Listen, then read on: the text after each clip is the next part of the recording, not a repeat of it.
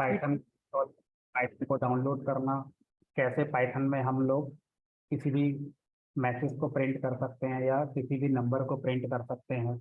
Number आपके integer थे, number आपके फ्लोट थे, ये सब हमने देखा था। फटाफट से एक क्विक ओवरव्यू कर लेते हैं ताकि थोड़ा सा बेटर अंडरस्टैंडिंग हो जाएगी। तो अगर मुझे पाइथन में कुछ ही प्रिंट करना है तो एक मैसेज को प्रिंट करने के लिए हम लोग डबल कोट्स में कोई मैसेज यहाँ पर लिख सकते हैं। ठीक है, और ये जो मैसेज है इसमें आप किसी का नाम लिख सकते हैं, आप इसमें किसी का एड्रेस लिख सकते हैं। ठीक है, इस तरह से हम किसी भी स्ट्रिंग को डबल कोट का यूज करके प्रिंट कराते हैं। इस काम को करने के लिए हम डबल कोट की जगह पर सिंगल कोट का भी यूज कर सकते हैं।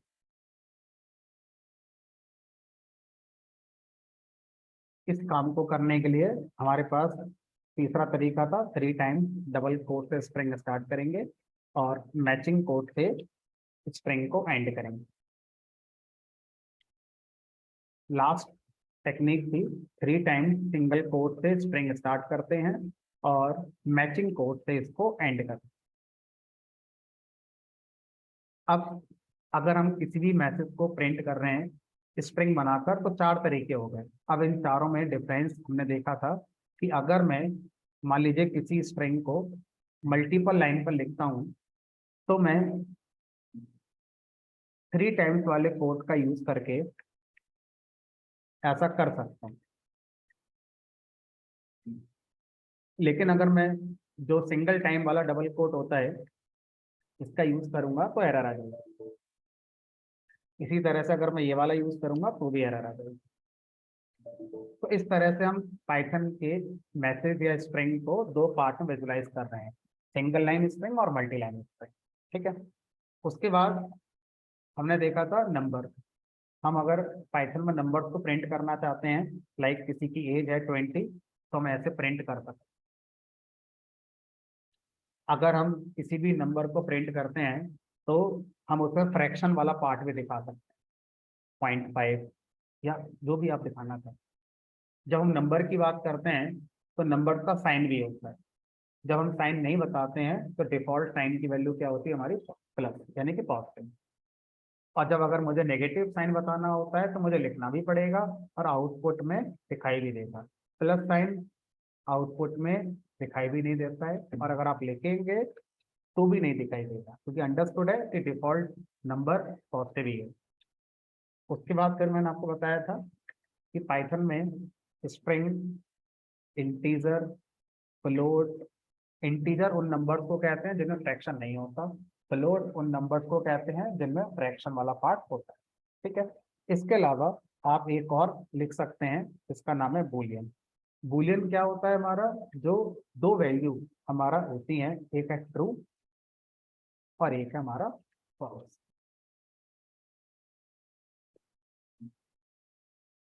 इस तरह से अगर कोई भी चीज हमें 2 स्टेट में दिखानी है तो उसे हम ट्रू और फॉल्स का यूज करके भी दिखा सकते हैं। ज्यादा बार ट्रू फॉल्स को हम प्रिंट करने के लिए यूज नहीं करते, हम इसका यूज करते हैं कंडीशन बनाने के लिए, इफ एल्स का यूज करने के लिए हम ज्यादा बार इसका यूज करते हैं। हमने बस प्रिंट करके देख लिया, हम करना चाहें तो प्रिंट भी कर सकते हैं। ठीक है, अब आगे देखो। तो अब हम ये चाहते हैं कि किसी भी स्ट्रिंग को जब हम लिखते हैं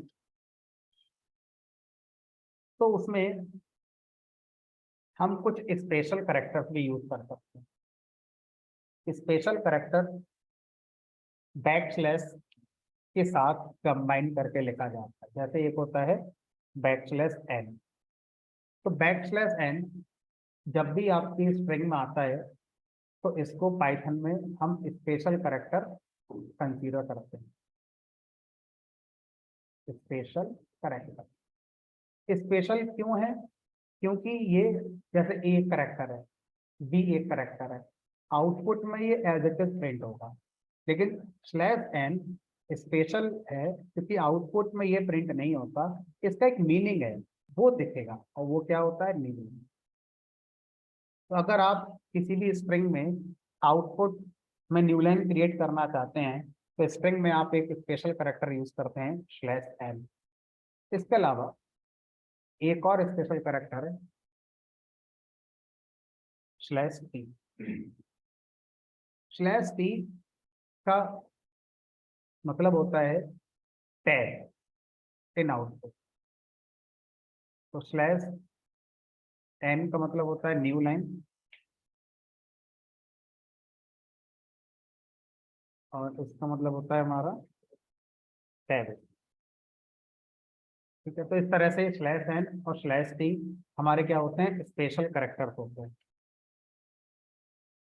special character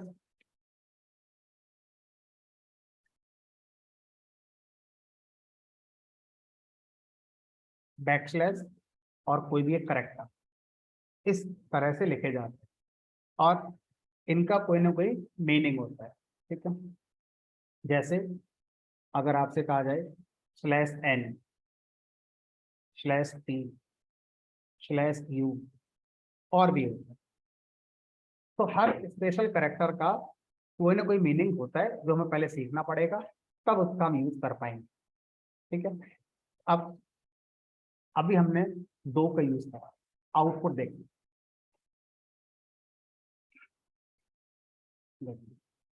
A B C as it is print हो गया। सी के बाद हमने अपने प्रोग्राम में लिखा था स्लैश एन, लेकिन आउटपुट में स्लैश एन की जगह पर सी के बाद क्या क्रिएट हो गई, न्यू लाइन। उसके बाद डी ई एफ, उसके बाद हमने प्रोग्राम में लिखा है स्लैश टी, लेकिन आउटपुट में स्लैश टी नहीं आया, उसकी जगह पर टैब स्पेस आया। ठीक है, तो इस तरह से पाइथन में स्ट्रिंग के अंदर स्पेशल कैरेक्टर्स को हम लोग लिख सकते हैं। और इस बात का ध्यान रखना है कि स्ट्रिंग के अंदर ही लिख सकते हो। आप बोलेंगे कि सर मैंने लिखा 15, अब मेरा मन कर रहा है बन के बाद आउटपुट में न्यू लाइन आ जाए, तो सर ने पढ़ाया था स्लैश एन लगाने से आ जाती है। अब मैं सोच रहा हूँ कि बन आउटपुट में न्यू लाइन फिर 5, एरर के लिए तैयार रहना। क्यों? क्योंकि स्पेशल करेक्टर स्ट्रिंग के अंदर अलाउड हैं, इंटीजर में, फ्लोट में, इनमें बूलियन में अलाउड नहीं होते। ठीक है, तो इस तरह से आप यहाँ स्लैश टी लगाएंगे फिर से एरर आ जाएगी। हाँ, अब आप मुझसे बोलोगे सर ऐसे कर दें, तो सर अभी स्ट्रिंग हो गई ना, अभी नंबर रहा ही कहाँ, अब तो ये हमारी क्या हो गई, स्ट्रिंग हो गई। ठीक है, तो अब अगर आप चलाएंगे तो चलेगा। ठीक है, लेकिन हम ऐसा नहीं करना चाहते थे, हम तो शायद यही चाहते थे, तो इसमें तो एरर है। ठीक है, तो special character slash T slash N हमारे स्ट्रिंग के अंदर यूज होंगे, बाकी में नहीं होंगे। ठीक है, अब इंटरव्यू में हम गए, इतना पढ़ते ही पाइथन, मान लीजिए हमारा इंटरव्यू हो गया और हमसे क्वेश्चन पूछा गया स्पेशल करेक्टर को कैसे प्रिंट करते हैं। आपने कहा A B C slash T D E F slash N G H I. Output में स्पेशल करेक्टर कहाँ है, उनका मीनिंग आ गया। क्वेश्चन ये था आउटपुट में स्लैश टी ही प्रिंट होना चाहिए, टैब स्पेस नहीं बनना चाहिए। आउटपुट में स्लैश एन ही प्रिंट होना चाहिए, न्यू लाइन नहीं बननी चाहिए। ये इंटरव्यू का क्वेश्चन था, ऐसे करेंगे इस काम के लिए। तो हमारे पास दो ऑप्शन है। पहला ऑप्शन क्या है, पाइथन में आप क्या कर सकते हैं, प्रीफिक्स लगा सकते हैं। आप आर प्रीफिक्स क्या करता है, हमारी स्ट्रिंग को रॉ स्ट्रिंग बना देता है। और दूसरा तरीका क्या बताया था मैंने, एक स्लैश आप और लगा सकते हैं। किसी भी स्पेशल करेक्टर का मीनिंग खत्म करने के लिए उसके पहले स्लैश लगाएंगे, तो जिसका मीनिंग खत्म करना था उसको पहले लगा दिया, जिसका नहीं करना था उसको पहले नहीं लगा। तो इस तरह से हम क्या कर सकते हैं, इन कॉन्सेप्ट का यूज कर सकते हैं। अब आगे देखते हैं। अभी तक आप जो भी प्रिंट कर रहे हैं वो एक वैल्यू को प्रिंट कर रहे हैं, क्या एक साथ एक से ज्यादा वैल्यू को प्रिंट नहीं कर सकते? फॉर एग्जाम्पल मैं यहाँ पर मान लीजिए लिखना चाहता हूँ धोनी। अब मुझे धोनी के साथ एक और वैल्यू प्रिंट करना है, तो आंसर इज यस। आप एक ही प्रिंट में एक से ज्यादा वैल्यू यूज कर सकते हैं, और उसका सिंटैक्स है कॉमा, पहली वैल्यू कॉमा, दूसरी वैल्यू, कॉमा, तीसरी वैल्यू। तो इस तरह से एक ही प्रिंट से आप अलग अलग वैल्यू प्रिंट कर सकते हैं, नो मैटर कि वो वैल्यू एक जैसी हैं या अलग अलग टाइप की हैं। एक स्ट्रिंग हो सकती है, एक इंटीजर हो सकती है, एक फ्लोट हो सकती है। ठीक है। अब जब हम आउटपुट की बात करेंगे, आउटपुट में अगर ऐसे आएगा, मान लीजिए आउटपुट धोनी 42,102.5, तो ये कैसे पता चलेगा कि ये एक वैल्यू है कि दो हैं कि तीन है? तो आप क्या चाहते हो कि सर आउटपुट में इन वैल्यू को सेपरेट करके दिखाया जाए। तो बाय डिफॉल्ट क्या होता है, पाइथन की तरफ से जब एक ही प्रिंट की मल्टीपल वैल्यूज को आउटपुट में दिखाया जाता है तो स्पेस से सेपरेट करते हुए दिखाया जाता है, सो डैट आप आउटपुट को समझ पाएं कि ये अलग वैल्यू है, ये अलग वैल्यू है, ये अलग वैल्यू। इट डजंट मीन कि कॉमा स्पेस में कन्वर्ट हो जाए। कॉमा सिंटैक्स का पार्ट है। आज मैं आपको प्रिंट फंक्शन पढ़ा रहा हूँ, पहला फंक्शन है पाइथन का। इस तरह से पाइथन में लाखों फंक्शन है। उन लाखों फंक्शन में अगर मैं मल्टीपल वैल्यूज लिखता हूं तो उस समय भी क्या लगाना होगा, मुझे कॉमा ही लगाना होगा। तो ये पाइथन का एक जनरल सिंटैक्स है कि किसी भी फंक्शन में मल्टीपल वैल्यूज लिखने के लिए सिंटैक्स में कॉमा का यूज किया जाता है। अब वो फंक्शन प्रिंट है या कोई और है, इससे फर्क हमें नहीं पड़ेगा।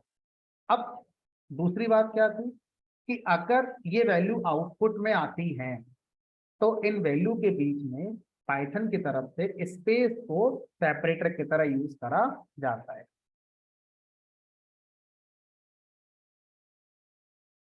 Dhoni space 42 space 102.5। अब आप ये चाहते हैं कि सर कॉमा ही नहीं आ सकता आउटपुट में? कॉमा भी अगर आउटपुट में आ जाएगा तब भी तो पहचान हो ही जाएगी, ये तीन अलग अलग वैल्यू हैं। तो पाइथन की तरफ से तो स्पेस रखा गया है। अगर आपको स्पेस पसंद नहीं आ रहा है, कॉमा आप चाहते हैं, तो आपको बताना पड़ेगा पाइथन में। कहाँ बताएं? प्रिंट फंक्शन में जितनी वैल्यूज आप पहले प्रिंट करना चाहते थे उनको लिखेंगे, बाद में कॉमा लगाकर लिखेंगे सेपरेटर, SEP लिखना है। प्रोनाउंस तो सेपरेटर करेंगे बट लिखेंगे SEP। Separator is equal to separator की जो भी वैल्यू है वो आप दे सकते हैं। अब यहाँ पर सेपरेटर की वैल्यू आप कोई स्ट्रिंग देते हैं, स्ट्रिंग मैंने क्या लगा दिया, तो अब इन वैल्यू के बीच का जो आउटपुट सेपरेटर होगा वो कॉमा होगा। आप कहें कि सर इन वैल्यूज को मैं टैब स्पेस से सेपरेट करना चाहता हूँ, ऐसे ही लगा दीजिए। आप कहें कि सर मैं इन वैल्यूज को न्यू लाइन से सेपरेट करना चाहता हूँ, आप स्लैशन लगा दीजिए। आप कहोगे सर इन वैल्यू को मैं स्पेस से सेपरेट करना चाहता हूँ, स्पेस ही लगा दीजिए। और अगर आप स्पेस ही लगाना चाहते हो तो एफर्ट क्यों आप अपने लगा रहे हो? बाय डिफॉल्ट पाइथन स्पेस को अपने आप दे ही देता है। अगर स्पेस पसंद नहीं आ रहा था तो अपनी मेहनत करो सेपरेटर लिखने की। तो ये जो सेपरेटर है, ये किस बात का सेपरेटर है? आउटपुट सेपरेटर है। सिंटैक्स का सेपरेटर आप नहीं बदल सकते, सिंटैक्स यही आपको मानना पड़ेगा, कॉमा। हम इन वैल्यू का आउटपुट में जो सेपरेटर है वो हम यहाँ से कंट्रोल अपना कर सकते हैं। आउटपुट सेपरेटर हमेशा स्ट्रिंग होगा। तो सर ऐसे लिख दें, गलत तो नहीं है, लेकिन ये बताओ इससे रीडेबिलिटी खराब नहीं हो गई? आउटपुट में शायद समझ में आएगा नहीं कि एक वैल्यू है कि दो है कि तीन है कि चार है कि पूरा सब एक ही है।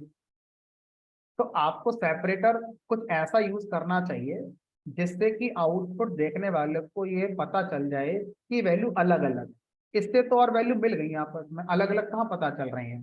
तो सिंटैक्टिकली आप ये सेपरेटर दे सकते हैं, कॉन्सेप्चुअली आपको ऐसा नहीं देना चाहिए क्योंकि इससे आउटपुट की रीडेबिलिटी खराब हो गई। तो सर ऐसे तो ले देकर हमारे पास चार पांच ही सेपरेटर होंगे, स्पेस लगा लो, कॉमा लगा लो, स्लैश टी लगा लो, स्लैश एन लगा लो। हमने कहा जनरली हम सेपरेटर के नाम पर ये 4-5 ही यूज कर रहे होते हैं, क्योंकि यही वो है जिससे कि आउटपुट को बेटर वे में समझा जा सकता होगा। ठीक है, इनमें से स्पेस को पाइथन ने अपने आप कंसिडर कर लिया। ठीक है, अब हम सेपरेटर का दूसरा रूल पढ़ने जा रहे हैं। जो मैंने धोनी को सिंगल में लिखा था,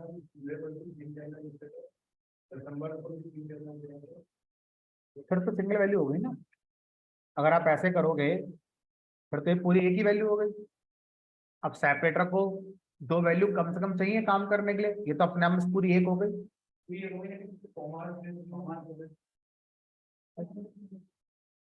हम आप कह रहे हैं सेपरेटर कॉमा कर दें?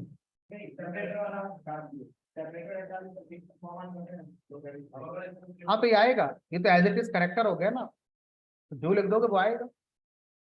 अब कंफ्यूजन ये है, यूजर समझेगा 3 वैल्यू है, बट आपने तो एक ही रखी थी। भाई आप होगा ना, प्रोग्राम में पूरी एक ही स्ट्रिंग है ना, बट यूजर इसको क्या इंटरप्रेट करेगा, ये 3 वैल्यू। आप करना चाहते हैं कर सकते हैं, लेकिन आपकी नीड है तो आप करिए। मुझे लगता है अगर आप इनको 3 वैल्यू दिखाना चाहते थे आउटपुट में तो ऐसा नहीं लिखना चाहिए था आपको, क्योंकि ऐसे प्रोग्राम में तो एक ही रहेगी। ठीक है, फिलहाल वापस आते हैं उस पर जो हम डिस्कस कर रहे थे। तो अब सेपरेटर का पहला रूल हम ब्रेक करने जा रहे हैं। क्या रूल था? सेपरेटर स्ट्रिंग होना चाहिए। नहीं मानी आपकी बात, सेपरेटर को हमने इंटीजर बना दिया। भले ही आउटपुट रीडेबल नहीं होगा, हम चाहते हैं आउटपुट आ जाए धोनी 10, 42, 10, 102.5, लेकिन ऐसा आएगा नहीं, एरर आ जाएगी, क्योंकि रूल है सेपरेटर स्ट्रिंग ही होना चाहिए, इंटीजर फ्लोट बूलियन नहीं हो सकता।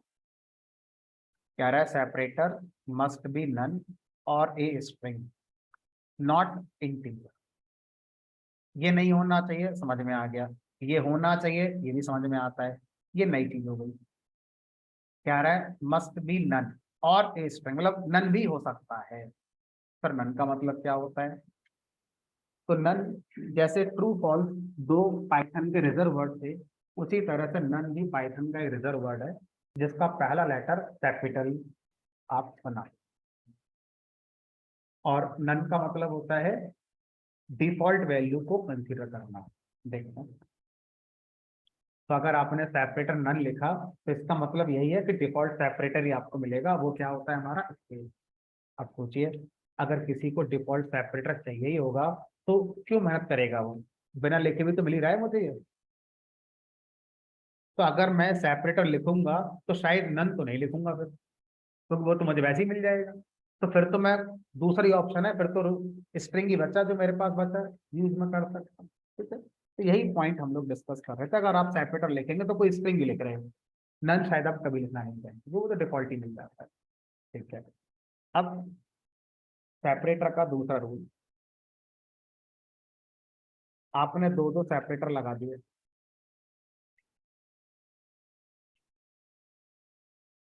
तो एरर आ जाएगी।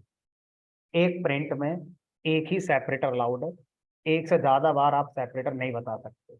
बता दिया तो एरर के लिए तैयार रहेंगे। Argument repeated separator. ठीक है, सेपरेटर के दो रूल समझ में आ गए। पहला रूल सेपरेटर स्ट्रिंग होना चाहिए, दूसरा रूल सेपरेटर रिपीट नहीं होना चाहिए।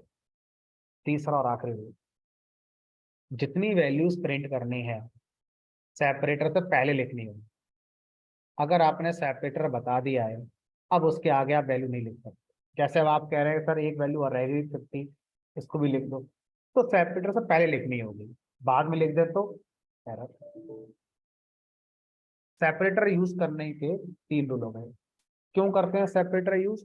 ताकि हम एक प्रिंट से जब मल्टीपल वैल्यूज प्रिंट हो तो आउटपुट में वो कैसे सेपरेट होंगी उसको कंट्रोल करना, इसलिए हम सेपरेटर का यूज करते हैं। और जब आप करते हैं तो 3 रूल्स को ध्यान में रखते हैं। सेपरेटर स्ट्रिंग होना चाहिए, सेपरेटर रिपीट नहीं होना चाहिए, और सारी वैल्यूज सेपरेटर से पहले आपको लिखनी होगी, बाद में नहीं लिख सकते। ठीक है, चलो सेपरेटर हो गया। अब एक थोड़ा सा पॉइंट है जिसको आप ऑब्जर्व करिए। है ना, नया नहीं है, आपको बस ऑब्जर्व करना है। सेपरेटर अगर मैं कॉमा लगा दूं तो शायद मैं ज्यादा बेटर समझा पाऊंगा। धोनी 42 के बीच में सेपरेटर आएगा, 42 और 102.5 के बीच में सेपरेटर आएगा। अब ये बताओ 102.5 के बाद सेपरेटर आएगा कि नहीं आएगा? सेपरेटर दो वैल्यू के बीच में आता है, दो वैल्यू इन दोनों के बीच में, इन दोनों के बीच में, अब आगे इसके साथ कोई और है ही नहीं, तो यानी कि 102.5 के बाद सेपरेटर नहीं है। अब जो मैं क्वेश्चन पूछ रहा हूँ उसका आंसर आप जानते हैं, बस आपको समझना है कि आप उसे जानते हैं। मैंने लिखा Dhoni separator equal to comma, बताओ इसका आउटपुट क्या आएगा? सिर्फ धोनी आएगा या धोनी के साथ कॉमा भी आएगा?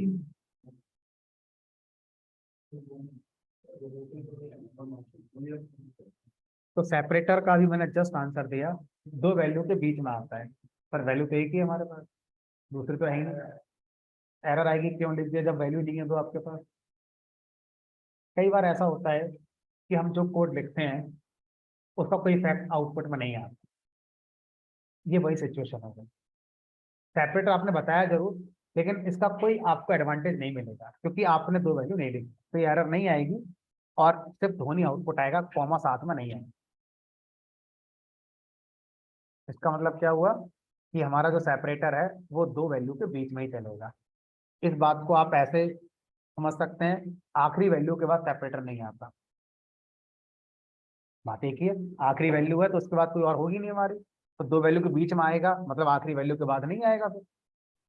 अब अगर प्रिंट में आपने एक ही वैल्यू लिखी तो वही तो पहली है वही आखिरी है, तो उसके बाद सेपरेटर नहीं आएगा। तो बेटर है, ये तरीका ज्यादा मुझे आसान लगा कि हम इस बात को ध्यान रखें कि आखिरी वैल्यू जो प्रिंट में होती है उसके बाद सेपरेटर यूज नहीं होता है। ठीक है, ये याद करना थोड़ा आसान हो जाएगा हमारे लिए। चलो, अब यहाँ तक हमारा समझ में आ गया, अब आगे बढ़ते हैं।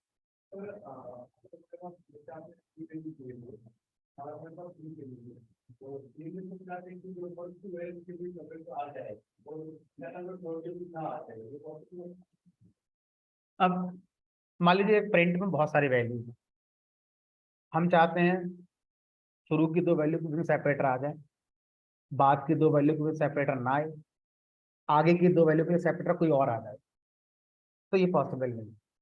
एक प्रिंट से आप जितनी वैल्यू प्रिंट कराएंगे उन सबको एक ही सेपरेटर यूज करना ही होगा, मना भी नहीं कर सकते और बदल भी नहीं सकते थे। अगर आप ऐसा करना चाहते हैं तो आप एक प्रिंट की जगह दो प्रिंट लगाएं, तीन प्रिंट लगाएं, तो आप प्रिंट कई सारे यूज कर सकते हैं, लेकिन एक प्रिंट के साथ ये नहीं कर पाते। हाँ, ये हो सकता है, जो उन्होंने बोला वो एक बार डिस्कस करते हैं। तो अब मैं चाहता हूँ कि सेपरेटर की एक स्प्रिंग होती है, तो मैं इसको स्लैश टी और स्लैश एन दोनों यूज कर सकता हूँ, हमने कहा कर लो, दोनों स्लैश एन हमने लगा लो। ए बी हमने कोई फायदा नहीं है, मतलब रीडेबिलिटी खराब हो जाएगी, मना थोड़ी है कोई, कर तो सकते ही है। ठीक है, तो आप सेपरेटर एक बार लिखेंगे और वो एक बार क्या लिखेंगे पूरी तरह से आप आजाद हैं लिखने के लिए कि एक बार वो क्या लिख सकते हैं। आप उस सेपरेटर को जैसे स्लैश एन या स्लैश टी है तो कई बार लगा दो, मिक्स करके लगा दो, कुछ भी उसके साथ में जोड़ दो घटा दो, कुछ भी आप कर सकते हैं। ठीक है, जैसे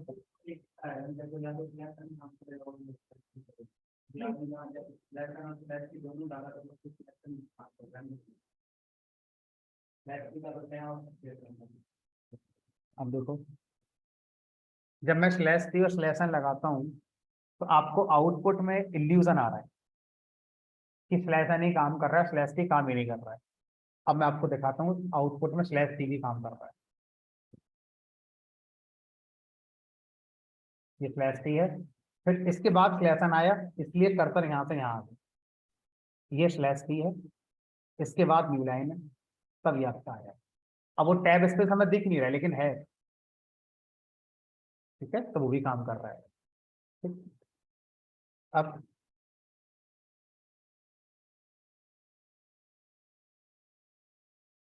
अगर मैं इसको स्लैश एन इसको स्लैश टी कर दूं, पहले न्यू लाइन कर देता हूँ फिर स्लैश टी कर देता हूँ, आपको दिख रहा है? ठीक है, चलिए अब जो इन्होंने पूछा उसकी तरफ आगे बढ़ते हैं, और उसके हमें मल्टीपल प्रिंट पे जाना पड़ेगा।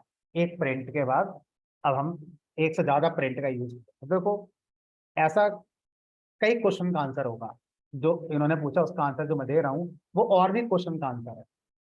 मान लीजिए मेरा प्रोग्राम 100 लाइन का है, तो क्या मैं एक ही बार प्रिंट कर सकता हूँ पूरे प्रोग्राम में? मैंने कहा नहीं, आप शुरू में कर दो, बीच में कर दो, लास्ट में कर दो। तो इसका मतलब क्या है, एक प्रोग्राम में एक से ज्यादा प्रिंट लगा सकते होंगे फिर।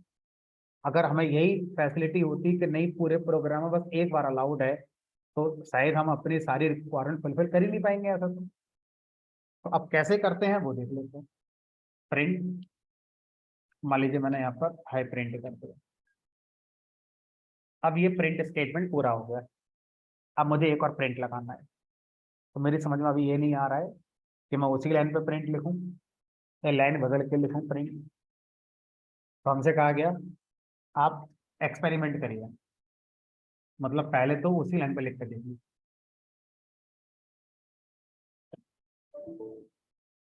इससे शायद हमें यह समझ में आया कि एक लाइन पर एक ही स्टेटमेंट लिखा जा सकता है, लेकिन ऐसा नहीं है। आप एक लाइन पर अगर एक और स्टेटमेंट लिखना चाहते हैं तो प्रीवियस स्टेटमेंट को सेमीकोलन से क्या करना होगा, आपको टर्मिनेट करना होगा। अगर आप किसी स्टेटमेंट के आगे एक और स्टेटमेंट नहीं लिखते हैं तो सेमीकोलन से टर्मिनेट करना ऑप्शनल, आप नहीं करेंगे तो भी चल जाएगा। जैसे अभी प्रिंट हेलो के आगे मैंने सेमीकोलन नहीं लगाया है, फाइन, कोई इशू नहीं है। लेकिन आप कहोगे मैं एक और स्टेटमेंट लिखूंगा, तो फिर प्रिंट हेलो वाला स्टेटमेंट को भी सेमीकोलन से टर्मिनेट करना पड़ेगा। ठीक है, ये बात समझ में आ गई। अब ये बताइए आउटपुट कैसा होगा।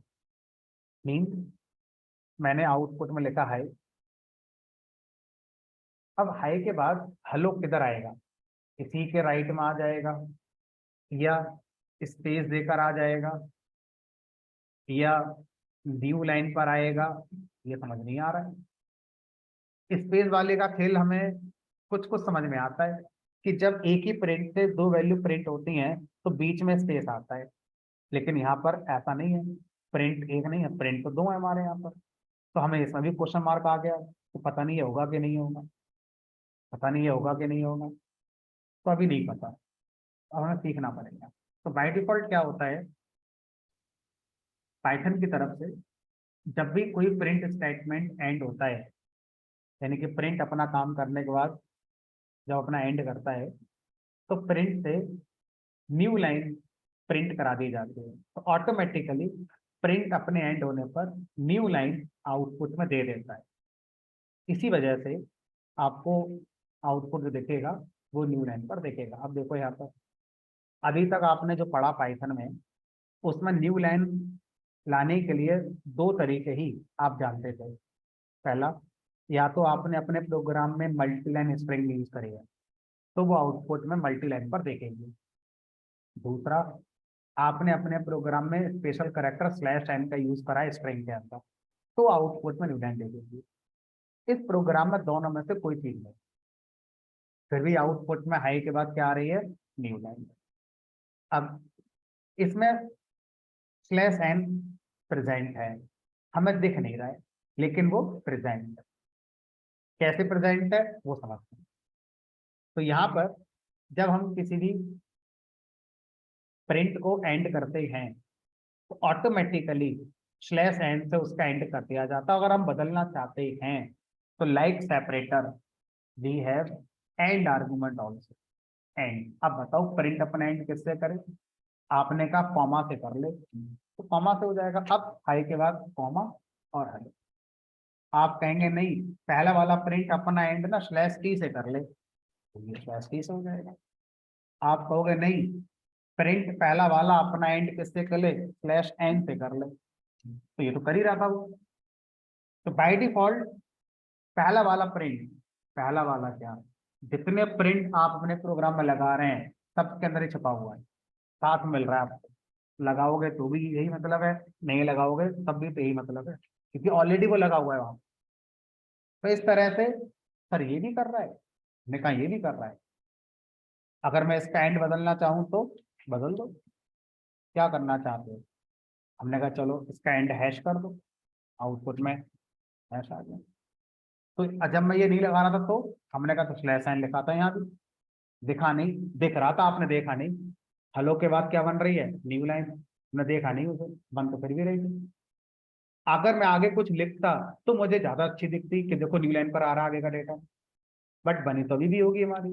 तो हर प्रिंट बाय डिफॉल्ट अपना काम पूरा करने के बाद ऐसे करके एंड हो जाता है। तो हर प्रिंट का एंड हम डिफाइन भी कर सकते हैं। ठीक है, तो हमने क्या करा यहाँ पर, अब इस बात को हमने समझ लिया।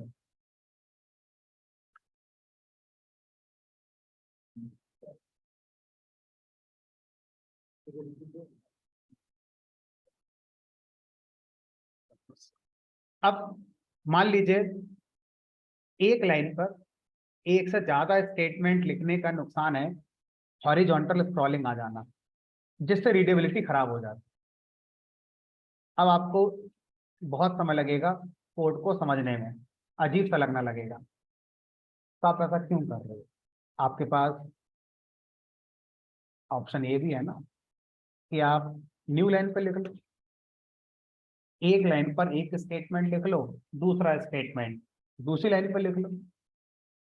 आप एक ही लाइन पर हॉरिजॉन्टल स्क्रॉलिंग क्यों लाना चाहते हो। और जब आप एक लाइन पर एक ही स्टेटमेंट लिखते हैं तो उसके आगे सेमीकोलन लगाना भी ऑप्शनल है, लगाएंगे तो भी ठीक है, नहीं लगाएंगे तो भी ठीक है, हटा दिया तो भी ठीक है, लगा दिया तो भी ठीक है। तो हम ज्यादा बार प्रैक्टिस यही वाली फॉलो करते हैं, एक लाइन पर एक स्टेटमेंट वाली। इसलिए हमें लगता है कि सेमीकोलन लगाना पाइथन में मर्जी है, लगाओ या ना लगाओ, लेकिन ऐसा नहीं है। सेमीकोलन लगाना मस्ट है अगर उसी लाइन पर एक और स्टेटमेंट लिखना है, ऑप्शनल है नहीं लिखना है। लेकिन आप बिना कॉन्टेक्स्ट दिए ऊपर से ही नहीं कह सकते कि सेमीकोलन मर्जी है तो लगाओ, मर्जी है तो नहीं लगाओ, गलत हो जाएगा फिर वो स्टेटमेंट आपका। ठीक है, तो अभी हम ये प्रैक्टिस फॉलो करेंगे। ठीक है, तो अब जो एंड आप बता रहे थे, ये मान लीजिए मैंने हाई भी लिख दिया और यहाँ पे लिख दिया मान लीजिए पाइथन, यहाँ लिख दिया मान लीजिए मैंने 10, उसके बाद मैंने एंड लगा दिया कॉमा। अब यहाँ लिख दिया मैंने हेलो के साथ बाय, और यहाँ एंड लगा दिया मैंने, तो मान लीजिए डॉलर। बताइए इसका आउटपुट क्या आएगा।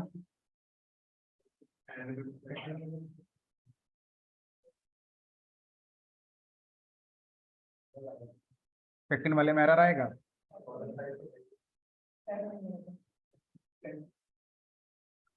तो शुरू से ट्रेस करते हैं ना, यहाँ से शुरू करें। सबसे पहले हाई तो प्रिंट होना ही चाहिए, उसके आगे बताओ। स्पेस पाइथन इसलिए आया क्योंकि एक से ज्यादा वैल्यू हमारा आउटपुट में सेपरेट होती है सेपरेटर से। आपने बताया होता तो आपका वाला सेपरेटर चलता, आपने नहीं बताया है तो डिफॉल्ट सेपरेटर स्पेस, इसलिए यहाँ पर स्पेस आया। पाइथन के बाद फिर स्पेस 10, उसके बाद अब क्या होगा। अब देखो ये पहला वाला प्रिंट क्या बोल रहा है, जितनी वैल्यू आपने मुझे दी थी मैंने सबको प्रिंट कर दिया, अब मैं एंड होने जा रहा हूँ। तो अब प्रिंट अपना एंड किससे करेगा, अगर हमने बता रखा है एंड तो हमारे वाले से करेगा, और हमने अगर नहीं बताया हुआ है तो डिफॉल्ट एंड को वो न्यू लाइन कंसीडर कर लेगा। लेकिन जब हमने बता दिया तो अपना वाला डिफॉल्ट कंसीडर नहीं करेगा। ठीक है, तो हमने अपना वाला बता दिया तो हमारी मानेगा, क्या लगा दिया कॉमा। क्या अभी भी न्यू लाइन आएगी कॉमा के बाद, नहीं आएगी। यही बताना था मुझे, यही मैंने इससे पहले बोला भी था कि जब मैं अपना एंड बता देता हूं तो जो डिफॉल्ट एंड होता है न्यू लाइन वाला वो नहीं आता, या तो आपका वाला एंड चलेगा या डिफॉल्ट वाला चलेगा। आप बता देंगे तो आपका वाला ही चलेगा, अब आप बोलो नहीं मेरा छोड़ दो डिफॉल्ट वाला ले लो तो नहीं होगा। आप अपना लिखो ही मत, तो डिफॉल्ट वाला अपने आप उठा लेगा न्यू लाइन हमारा। ठीक है, अब कॉमा के बाद ये प्रिंट ने प्रिंटिंग बंद कर दी, इस प्रिंट का काम पूरा हो गया। अब अगला वाला प्रिंट का आप लिखो। अब तो कोई भी प्रिंट कहाँ से लिखना शुरू करता है आउटपुट में, आप उसे पोजीशन नहीं बता सकते कि यहाँ से लिखो। ऑटोमेटिकली जो लास्ट करेक्टर अभी प्रिंटेड है आउटपुट में, जस्ट नेक्स्ट करेक्टर से लिखना शुरू करता है। तो पहले वाले प्रिंट ने कहां तक प्रिंट कर दिया था, कॉमा तक। अब आगे जो भी प्रिंट आएगा वो कॉमा के आगे से प्रिंट करेगा। तो कॉमा के आगे से क्या प्रिंट कर देगा, हेलो। अब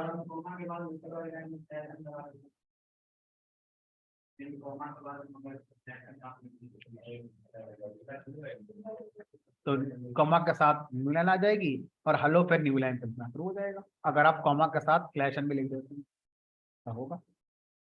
अभी जो लिखा है उसका आउटपुट समझ लेते हैं एक बार। हेलो, हेलो के बाद क्या आएगा, स्पेस के बाद क्या आएगा, बाय। उसके बाद बाय के बाद स्पेस या सीधा ई के बाद डॉलर, सीधा डॉलर। उसके बाद उसका प्रिंट एंड हो गया, खत्म। कितना आउटपुट आएगा,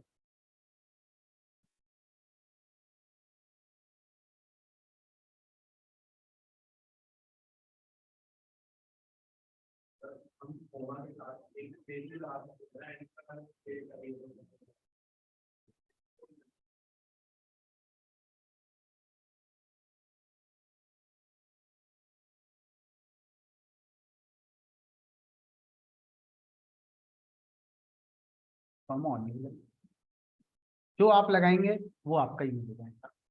ठीक है। अब इन बातों को मिक्स करके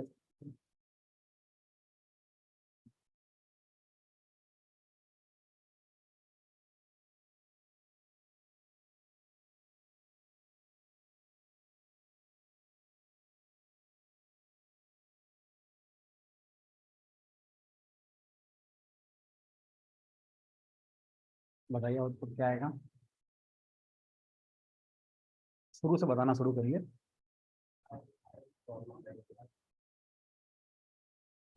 आई के बाद बताओ, आई के बाद आएगी न्यू लाइन, क्योंकि सेपरेटर क्या लगा रखा है मैंने इस बार, स्लैश है।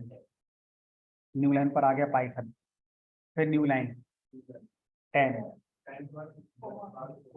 10 के बाद सीधा कॉमा, है ना। फिर कॉमा के बाद हेलो, हेलो के बाद कॉमा, क्योंकि अगले वाले प्रिंट का सेपरेटर क्या है, कॉमा।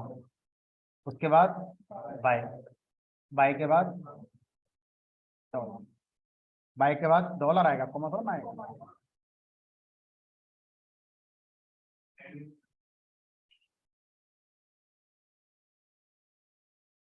अब इस प्रोग्राम में एक चीज ऑब्जर्व करने की और है, एंड के भी वही 3 रूल्स होते हैं जो सेपरेटर के थे। एंड स्ट्रिंग होना चाहिए, एंड को आप रिपीट नहीं कर सकते, और जितनी वैल्यूज लिखनी है एंड से पहले लिखनी है। लेकिन यहाँ पर आप पहले वाले प्रिंट में देखें तो पहले सेपरेटर लिखा है मैंने, फिर एंड लिखा है। दूसरे वाले में पहले मैंने एंड लिखा है, फिर क्या लिखा है, सेपरेटर। अब इस बात को कंक्लूड करते हैं, सेपरेटर और एंड के तीनों रूल सेम है। स्ट्रिंग होने चाहिए, रिपीट नहीं होने चाहिए, और जो वैल्यूज लिखनी है इनसे पहले आनी है। लेकिन सेपरेटर और एंड अपने आप में लास्ट या सेकंड लास्ट होते हैं। कोई एक ही लास्ट हो सकता है, दूसरे को सेकंड लास्ट होना पड़े। तो आप इनकी पोजीशन को इंटरचेंज कर सकते हैं, किसी को भी लास्ट, किसी को भी सेकंड लास्ट बना सकते हैं। लेकिन आप बोले सर मैं इसके बाद कुछ लिखूंगा, तैयार रहो एरर के लिए। आप ये बोले सर इन दोनों के बीच में कुछ लिखूंगा, सेपरेट और एंड के बीच में कुछ लिख देते हैं, फिर एरर आनी चाहिए। ठीक है, तो सेपरेटर और एंड के पहले ही सारी वैल्यूज आती हैं, इनके बीच में कोई नहीं आएगा, इनके बाद में कोई नहीं आएगा। ये दोनों लास्ट या सेकंड लास्ट ही हो प्रिंट के अंदर। ठीक है। अब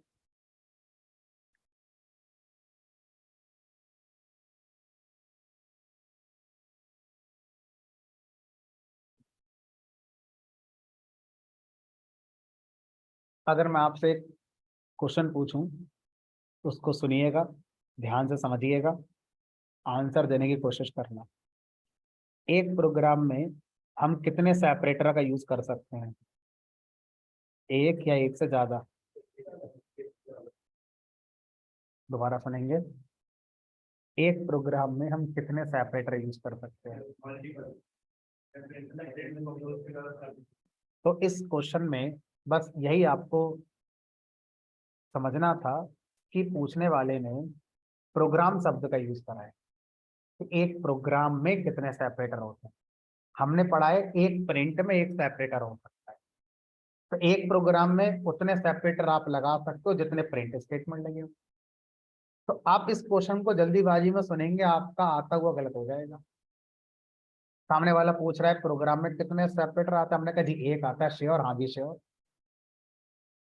इंटरव्यू बोलेगा ठीक है कॉल यू लेटर, और वो लेटर कभी नहीं आएगा। हम सोचते रहेंगे हम गलत कहाँ थे, क्योंकि हमारे तो अपनी बात सही लगेगी, गलत तो हमें लगती नहीं अपनी बात। गलत तो दूसरा ही होता, हम तो सही होते हैं, है ना, ह्यूमन नेचर। तो अब थोड़ा और प्रैक्टिस करेंगे, अभी अभी थोड़ा कम ही लग रही है। तो मान लीजिए मैंने लिखा है यहाँ पर प्रिंट, और यहाँ पर 10 comma separator equal to dollar,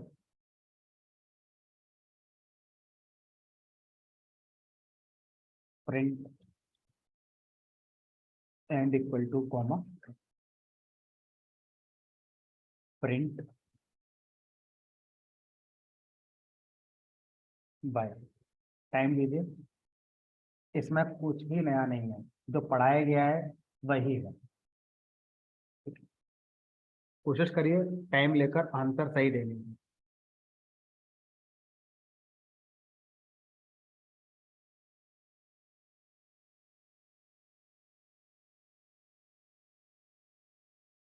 जो लोग ऑनलाइन ले रहे हैं वो चैट में लिखकर आंसर दे सकते हैं।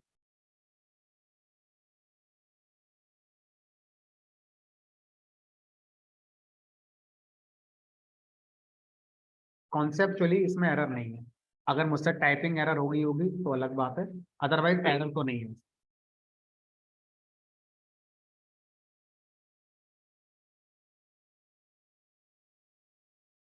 देखो आप अपना आउटपुट पर ध्यान दें, वो जो बता रहे हैं, वो जो समझ रहे हैं, वो आपको बता रहे हैं, जरूरी नहीं है सही होगा। उनकी अपनी जो समझ है वो बता रहे हैं।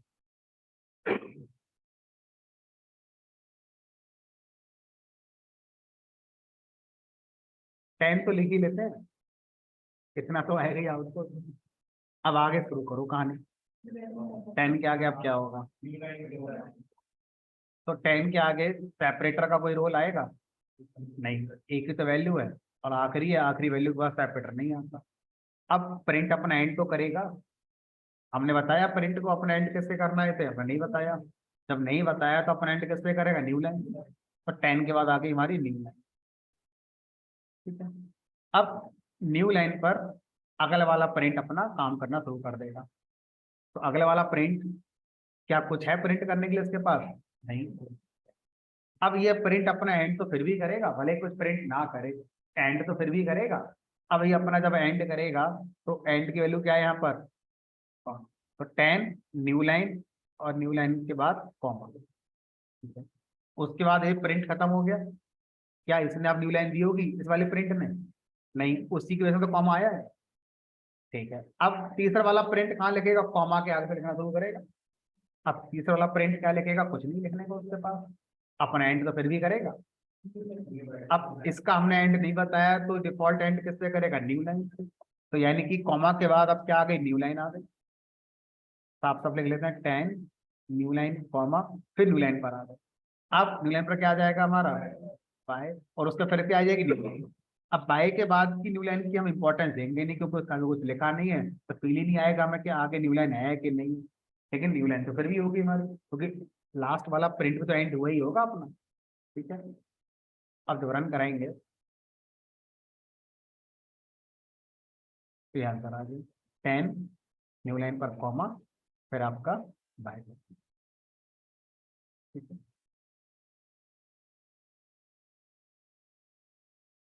चलो, अब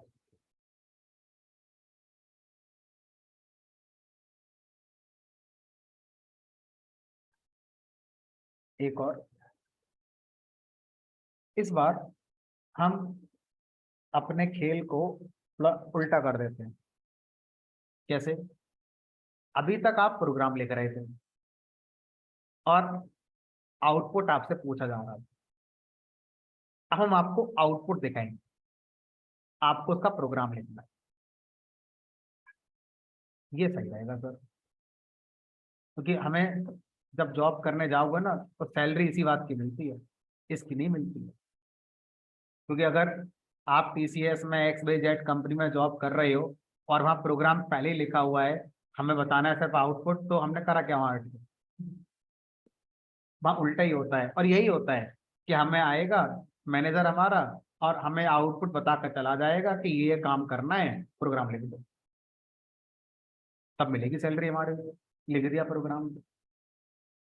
तो यही करना है हमें, है ना? आउटपुट पहले पता होता है, उसका प्रोग्राम हमें लिखना होता है। अब मान लीजिए मैं कुछ ऐसा आउटपुट चाहता हूँ। मान लीजिए लिख दिया मैंने यहाँ पर Sonu tab space Monu tab space मान लीजिए चिंटू। फिर मान लीजिए करण टैब स्पेस अर्जुन, और मान लीजिए यहाँ पे लिख दिया मैंने रवि। मुझे इस आउटपुट को जनरेट करना है।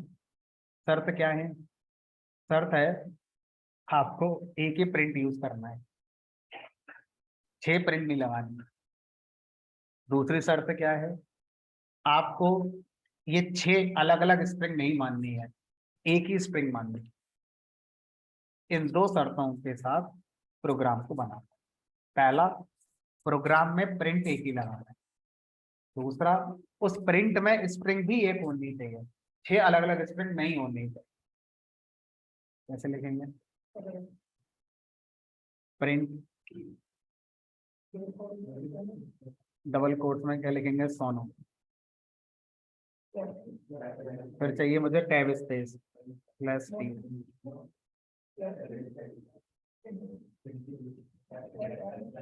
अब लाइन चेंज करनी है तो स्लैश एन। फिर करण अर्जुन और रवि।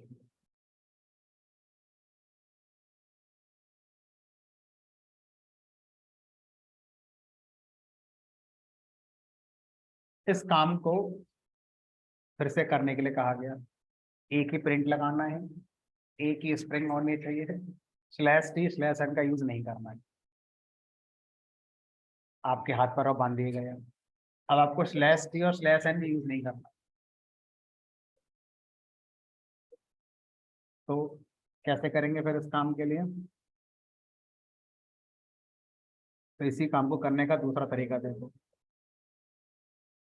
तो ये तो हो गया फर्स्ट वे, ये हो गया आपका सेकंड वे। तो मैं ऊपर प्रिंट से हेडिंग काइंड ऑफ क्रिएट कर रहा हूँ, जिससे कि आउटपुट को समझने में आपको आसानी होगी।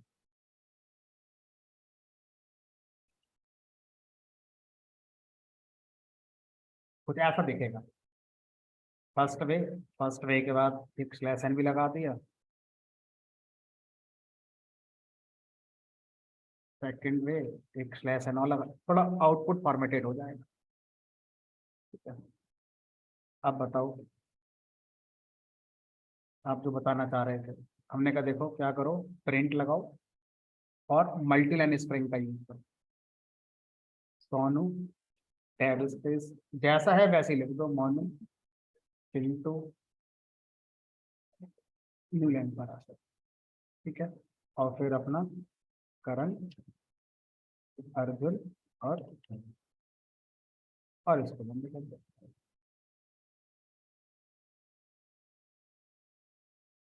फॉर्मेटिंग अपने हिसाब से इसको सही कर लो। ठीक है, स्पेस कहाँ कम कहाँ ज़्यादा रखनी है उसको आप डिसाइड कर लो।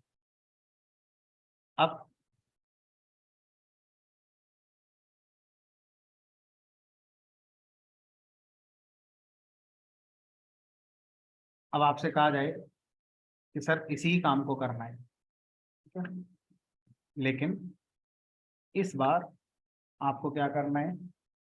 प्रिंट एक ही लगाना है, मतलब प्रिंट ये वाला एक ही लगाना है, जैसे यहाँ पर एक लगाया था यहाँ भी एक लगाना है। लेकिन अलग अलग स्प्रिंग होनी चाहिए, ये 6 स्प्रिंग अलग अलग होनी चाहिए।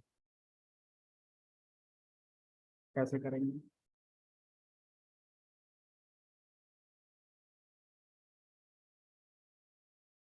ये थोड़ा सा साइड ट्रिकी हो, सोनू एक हो गया।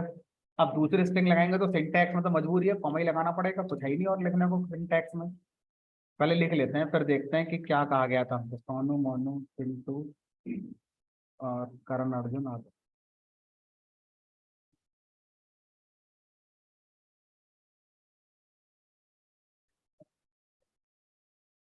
लेकिन सर बाय डिफॉल्ट जब मैं रन कराऊंगा तो सारी वैल्यूज स्पेस से सेपरेट होकर आ जाएंगी, ये तो नहीं कहा गया था। अब मुझे क्या करना है, इन दोनों के बीच का सेपरेटर न्यू लाइन चाहिए। सर ये तो हो ही नहीं सकता, आपने मना किया था जो सेपरेटर इन दोनों के बीच में है, वही इन दोनों के बीच है, वही इन दोनों के बीच में आएगा। अलग से क्यों इनको कुछ कंसीडर करेंगे? हमने कहा नहीं कर सकते, कोई ट्रिक सोचो। हमने कहा एक काम करते ना, करण आपको कहाँ चाहिए, नेक्स्ट लाइन पर, तो करण से पहले स्लेशन लगा देते हैं ऐसे तो। और इनके बीच में जो सेपरेटर है, स्पेस की जगह क्या लगा देते हैं, स्लैश टी लगा देते हैं, ताकि फॉर्मेटिंग और बेटर हो जाए।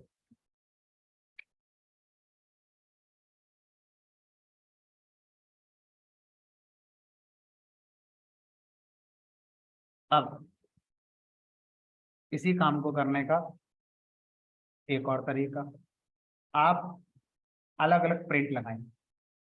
एक प्रिंट से एक मैसेज प्रिंट हो, दूसरे से दूसरा, तीसरे से तीसरा, तो 6 प्रिंट लगाओ उस पर। कैसे? हमने कहा देखो,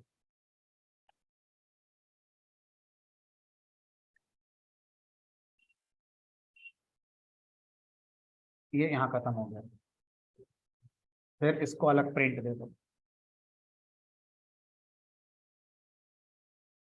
फिर इसको अलग प्रिंट दे दो। अभी देखना पड़ेगा कि हमें कहाँ पर और चेंज करना है। इसको अलग प्रिंट दे दो,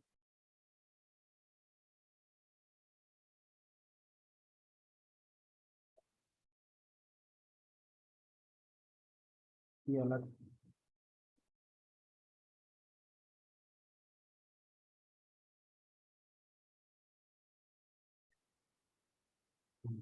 अब बताइए, इस एग्जाम्पल में हर वैल्यू न्यू लाइन पर आ जाएगी कि हर बार प्रिंट न्यू लाइन से एंड हो जाएगा? क्या करें अब? तो प्रिंट के एंड को कंट्रोल करना होगा, सेपरेटर से बात नहीं बनेगी इस बार। एंड, अब एंड हम किससे करते हैं इसका, स्लैश टी से कर देते हैं। तो अब सोनू एंड हो गया, प्रिंट टैब स्पेस आ गया। अगला वाला मोनू स्लैश टी के आगे आ जाएगा, फिर इसके आगे भी क्या कर देते हैं, स्लैश टी लगा देते हैं। ध्यान से, स्लैश टी के बाद चिंटू आ गया उसी के आगे। अब चिंटू के आगे हमें एंड नहीं लगाना है, क्योंकि हम चाहते हैं चिंटू वाला प्रिंट न्यू लाइन से ही एंड, क्योंकि मुझे उसके आगे न्यू लाइन ही चाहिए। तो लगाने की जरूरत ही नहीं है, अगर लगाना चाहते हो तो end equal to slash N लगा दीजिए, फायदा क्या, क्यों ज्यादा फट लगाए। अब करण के आगे फिर से चाहिए मुझे,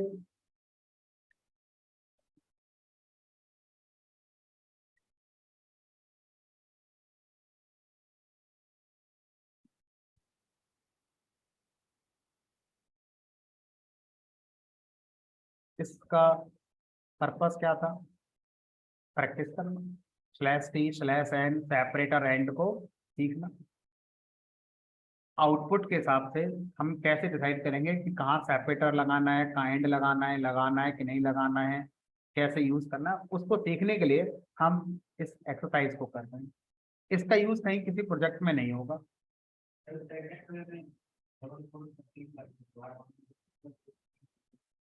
तो भी एक ही बात,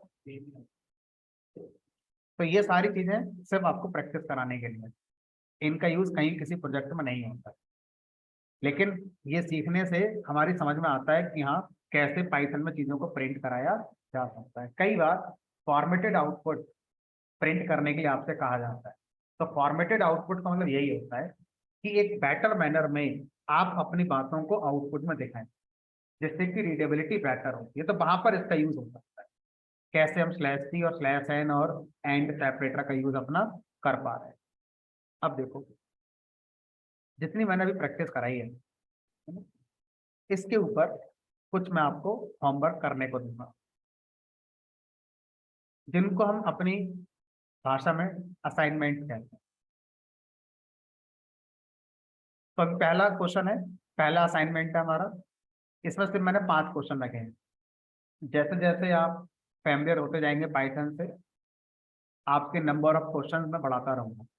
ठीक है, असाइनमेंट डेली नहीं मिलेगा आपके लिए, हर चैप्टर के बाद मिलेगा। जैसे हमारा चैप्टर पूरा हो गया प्रिंट, प्रिंट से रिलेटेड जितनी भी चीजें थी सारी ऑलमोस्ट हमने कवर कर।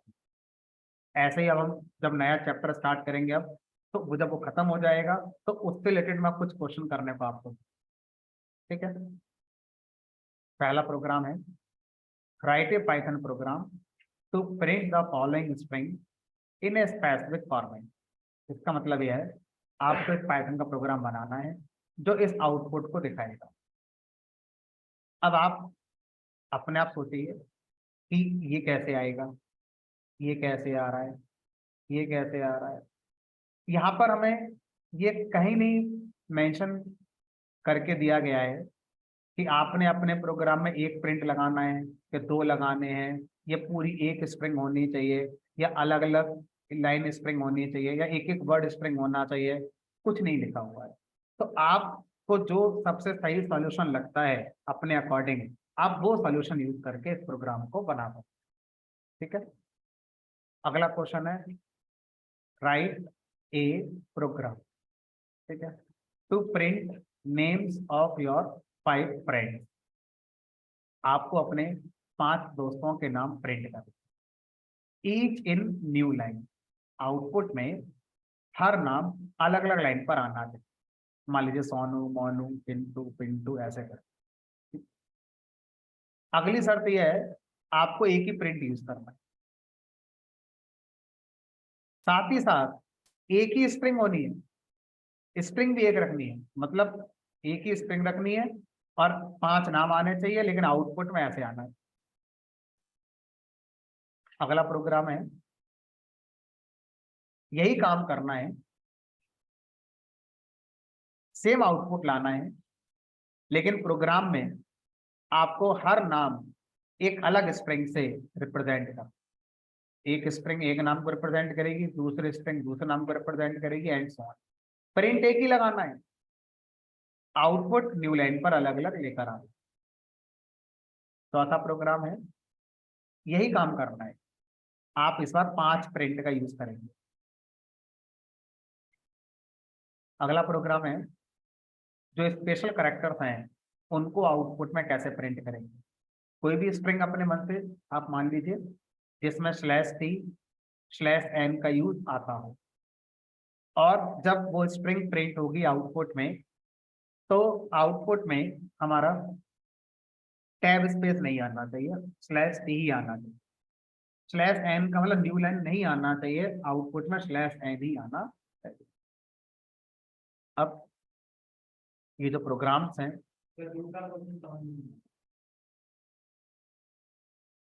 किसी को समझ में आया हो क्लास में तो एक बार बताओ, कोई बता सकता है दूसरे तीसरे में क्या डिफरेंस है या एक ही बात है? एक बार देखो।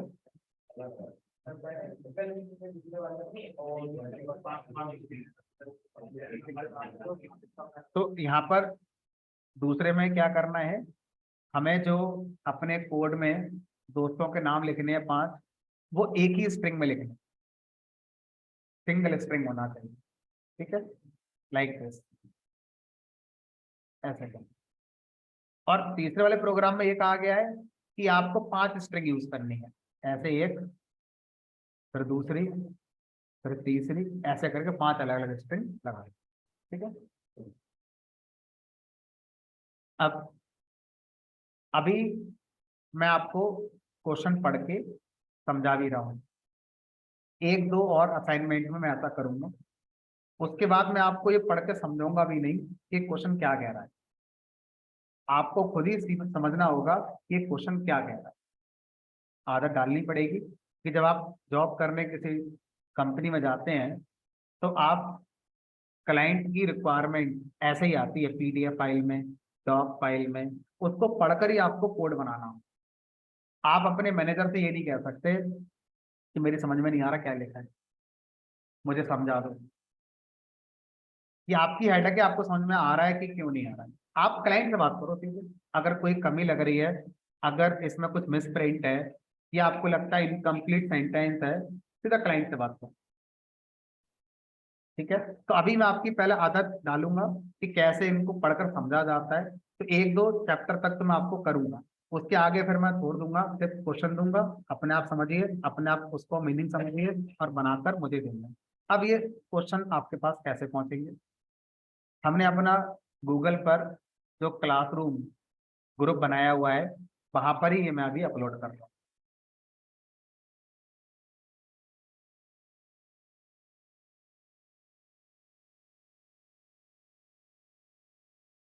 तो मैंने क्या करा, एक असाइनमेंट क्रिएट करा और इसका नाम कर दिया मैंने प्रिंट असाइनमेंट। प्रिंट असाइनमेंट, और ये मैंने अपलोड कर दिया, जो वर्ड फाइल थी एज इट इज मैंने अटैच कर। जैसे ही इधर से मैं अटैच करूंगा, वैसे ही इमीडिएटली आप जो लोग इस ग्रुप में ज्वाइन हो चुके हैं सबके पास ही पहुंच जाएगी। अब आप मुझे कैसे वापस करेंगे अपने सॉल्यूशन? तो जैसे ही आप अपना क्लासरूम ओपन करेंगे, आपको ये प्रिंट असाइनमेंट का टाइटल दिखेगा, इस पे आप क्लिक करेंगे और यहाँ पर मेरी तरफ से 36 कैंडिडेट को ये असाइन किया जा चुका है और किसी ने अभी तक मुझे बनाकर वापस नहीं करा है। तो कर कैसे देंगे जरा भी? तो जो लोग मुझे वापस करते जाएंगे, ये काउंटर प्लस होता चला जाएगा, 1 2 3 4 ऐसे करके होता जाएगा। कैसे करेंगे मुझे सबमिट?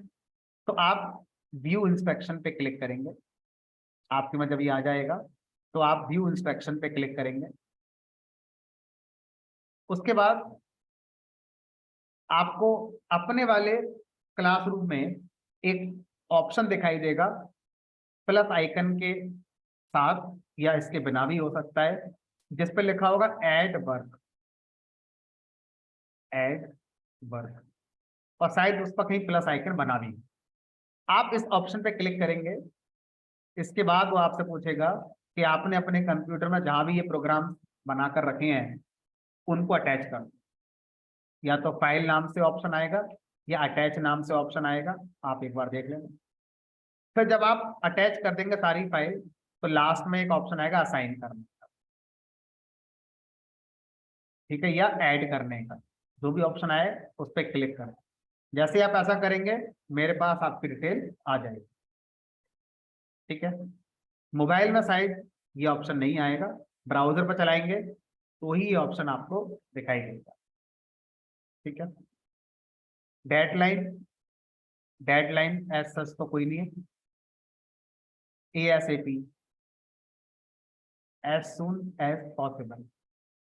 मतलब यहाँ से घर जाएंगे, घर पहुंचने में आधा घंटा लग गया मान लीजिए, या 7 बजे तक घर पहुंच गए, 7:30 तक भेज दो। सर खाना भी खाएंगे कोई बात नहीं, 8 बजे तक भेज दें। ASAP का मतलब यही है। सर नहीं नहीं भेजा तो क्या कर लेंगे? कल क्लास नहीं होगी हमारी? होगी, क्यों नहीं होगी, क्लास भी होगी। तो देखो, अगर आप इसको पेंडिंग कर लेंगे कि चलो कल कर देंगे, परसों कर देंगे, तो परसों और भी तो मिलेंगे, फिर और पेंडिंग होता चला जाएगा। ये तो वो बात हो गई कि जब सेमेस्टर का एंड आता है तो हम कसम खाते हैं अगले सेमेस्टर में शुरू से पढ़ेंगे, और फिर वही बात। तो वो आप ऐसा क्यों कर रहे हो, आप इकट्ठा क्यों कर रहे हो? अभी का काम अभी निपटाते चलो, आने वाली क्लासेस में नंबर ऑफ क्वेश्चंस बहुत ज्यादा हो जाएंगे, आपको 24 घंटे कम लगने शुरू हो जाएंगे कि 24 घंटे क्यों होते हैं, 26 क्यों नहीं होते। आगे जाके इतने क्वेश्चन आपको मिलने वाले हैं। तो अभी से अभी का काम अगर कंप्लीट करते हुए चलोगे तो आगे दिक्कतें नहीं आएंगी। ठीक है, चलिए। तो मेरे पास जिन लोगों के सोल्यूशन आते जाते हैं उनको कोई रिवार्ड, कुछ जिन लोगों के नहीं आएंगे उनको कोई पेनल्टी, तो ऐसा कोई टॉपिक है नहीं हमारे यहाँ पे कि आप जो मुझे सबमिट करेंगे उनको कोई इनाम मिलेगा या जो नहीं करेंगे उनकी क्लास रोक दी जाएगी, ऐसा कुछ।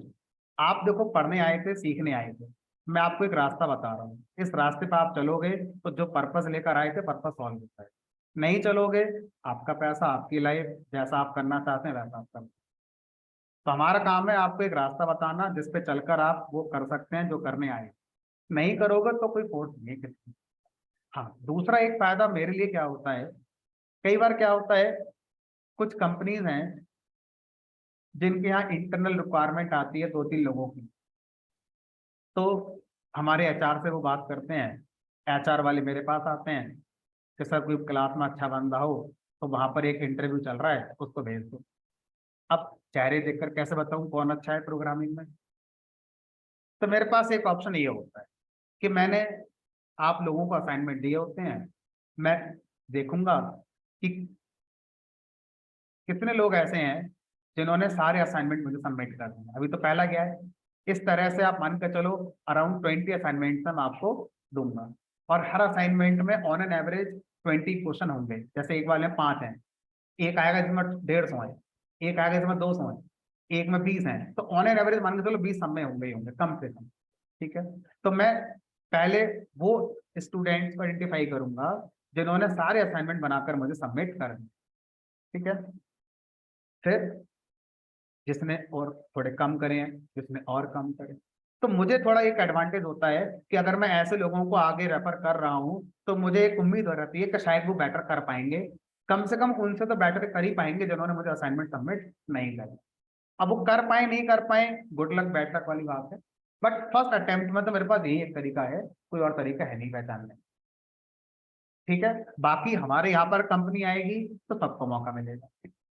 ऐसा नहीं होगा कि सर जिनने असाइनमेंट दिए हैं बस उन्हीं को हम प्लेसमेंट में बिठाएंगे। ये तब की बात है जब इंटरनल रिक्वायरमेंट आती है और 1-2 लोगों की जरूरत है बस, तो उसमें आपको रेफर करना है किसी को। तो अगर मैं अकड़ बकड़ करके रैंडमली किसी को रेफर करूंगा तो उसमें एक नुकसान होता है कि अगर मैंने किसी को आगे रेफर करा और वो अच्छा परफॉर्म नहीं कर पाया, तो वो कंपनी मुझसे दोबारा मांगेगी नहीं कि आप बंदे भेजते हो टाइम खराब कर देते हो, हमारा सिलेक्शन होता नहीं उनका। तो मेरे साथ चैलेंज हो जाता है, तो मैं रैंडमली किसी को आगे प्रेफर कर नहीं पाऊंगा। तो मेरे पास ये एक अच्छा तरीका हो जाता है। तो जरूरी नहीं है कि जब तक आपका बैच चले 6 महीने में ऐसा कोई मेरे पास रिक्वायरमेंट आएगा, हो सकता है ना ही आए, हो सकता है 4-5 आ जाए। तो आप अपना सब कुछ तैयार करके करो ना पहले से, क्या पता ही जाए, है ना? चलिए, तो अभी आज इतना रखेंगे, कल मिलेंगे। जो लोग इस ग्रुप में ज्वाइन नहीं है वो लोग मधुर सर से डिस्कस करके इस ग्रुप में ज्वाइन हो सकते हैं। जो भी रिकॉर्डिंग्स है, जो भी चीज है वो यहाँ पर अवेलेबल होंगी, आज के प्रोग्राम्स मैं अपलोड कर दूंगा अभी यहाँ पर। रिकॉर्डिंग्स को आपको डेली बेसिस पर डाउनलोड करना है। रिकॉर्डिंग्स एक बार डिलीट हो गई सर्वर से तो हमारे पास भी नहीं होती है, सीधा सर्वर पे डिलीट होती है हमारी। तो आप 1 से 2 दिन में उसको डाउनलोड करके रखें। डाउनलोड नहीं कर पाए, डिलीट हो गई, अब उसमें आपकी कोई हेल्प नहीं कर पाए। ठीक है, ठीक। कोई क्वेश्चन किसी का पूछना चाहते हैं पूछें।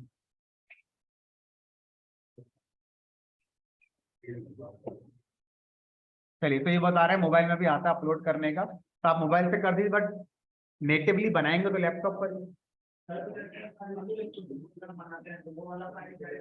देखो, आप बीएस कोड पर बनाए, आइडल पर बनाए, पाइथन पर बनाए, उसका फर्क नहीं पड़ता, मुझे तो पाइथन फाइल चाहिए, कहीं बनाओ उसका फर्क नहीं। आप जुपिटर बना लो, कोई दिक्कत नहीं।